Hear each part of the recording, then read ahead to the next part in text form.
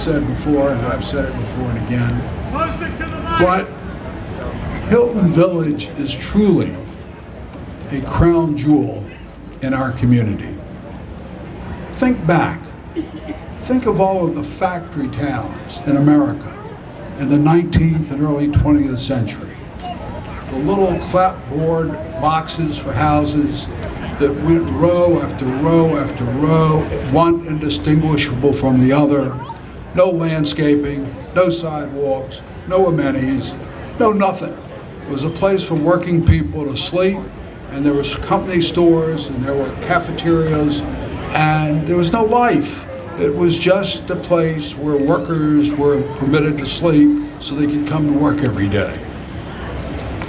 And then came World War I, and Homer L. Ferguson, and Newport News Shipbuilding, a progressive industrial giant for its day and for now, and the United States Shipping Board, federal agency.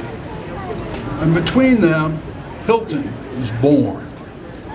The first federally funded wartime housing project for working people in the United States. And it was for the shipyard workers who engaged in building the warships that were so badly needed and urgently needed by our Navy. But the shipyard, in building a community for its workers, left the mold behind. They hired architects, community planners, experts from all over, and other people will talk about that. You'll hear more detail than you already have.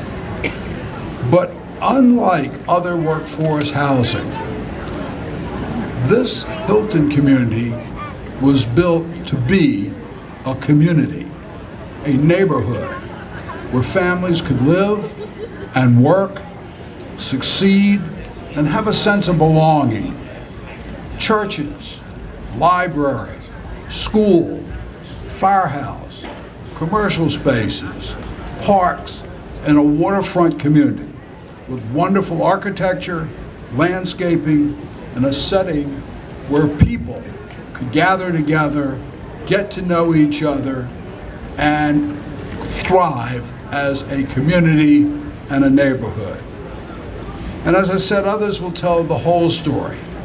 But what strikes me is that generation after generation of residents of Hilton and this community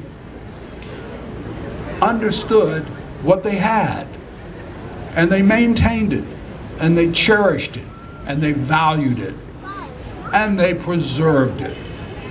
And they did it in a way that makes it so very significant today for all of us. And it is my fondest hope that as the generations come forward over time, that they will do the same and make this wonderful community a place they call home.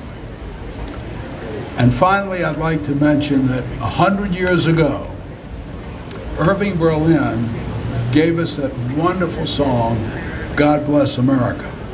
And so I promised that I wouldn't sing it. I'm going to ask Melissa Lockhart to come back up and lead us together in singing God Bless America.